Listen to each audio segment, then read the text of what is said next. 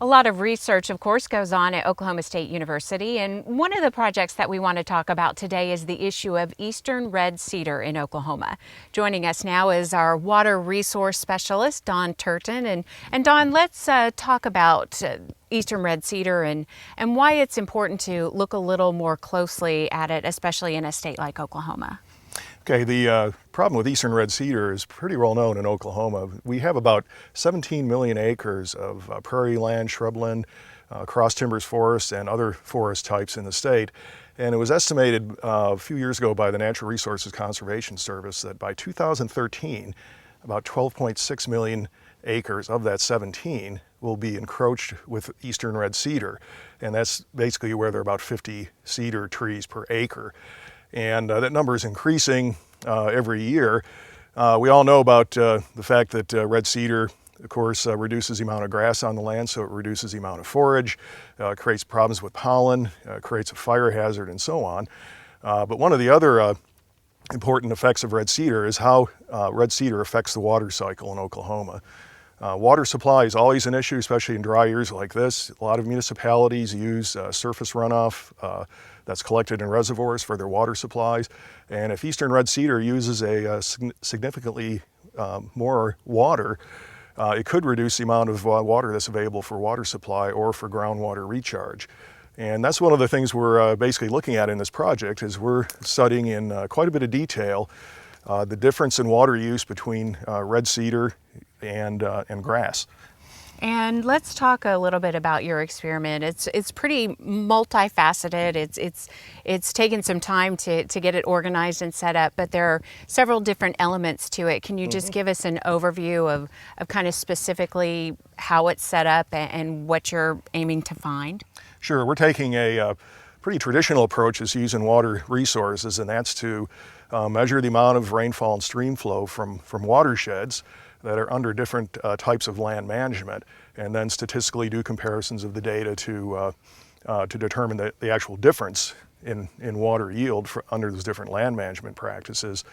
But we're also going an additional step where we're looking at components of the water cycle in quite a bit of detail to get a better understanding of why red cedar may decrease water yield from watersheds in some locations, and in other locations it may have very little effect. And so we're looking at important components of the hydrologic cycle, like interception of incoming rainfall by the tree canopy. We're looking at changes in soil water content at various locations on the watersheds. And we're also looking at, through direct measurements of transpiration, so direct measurements of water use by individual red cedar trees as well as by grass. So a pretty comprehensive study, it sounds like. Let's go take a look at one of those projects you mentioned and see exactly how it's set up and what you're gathering. Okay.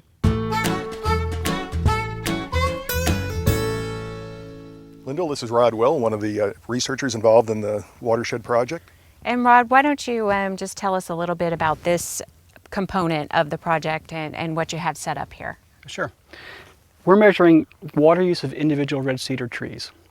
We've got probes that have thermocouples or heat sensors at the tips, and then one actually has a heater on top. And the faster the water movement up the tree, it carries that heat away, and the temperature differential between these probes decreases. And from that, we can scale up to how much water each tree is actually using. We record that every minute and take an hourly average so we can calculate water use over the entire growing season, drought effects, heat effects, effects after rain, and we'll be able to have a really good integrated estimate of whole tree water use and then scale up to the watershed basis. Okay, and the way it's set up here, you talked a little bit about how everything's connected and some of the protective measures you've had to take out here. Can you discuss that too? Yeah, well, the reason I brought the probe here is because we've got all the probes inserted in trees, and because the temperature differential is so important, we've got bubble wrap, mylar bubble wrap around the trees to reflect solar radiation and keep the heat differential very accurate. And ultimately, what are you trying to figure out here? How much water each tree is using, and eventually how much water is being used by the cedars on the watershed, and then compare that to how much water is used in a grassland system from other measures, and determine the balance between, or the effects of red cedar invasion on whole ecosystem water use.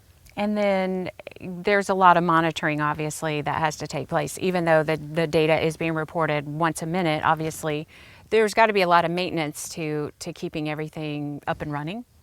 Yeah, the data logger does most of the work, but then we have grad students, Julia Catarina from Brazil, actually working in the study with us, and she's in charge of the station, monitoring the station and maintaining the station as well.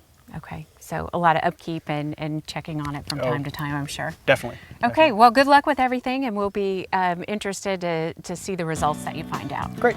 Thank you. Thank you.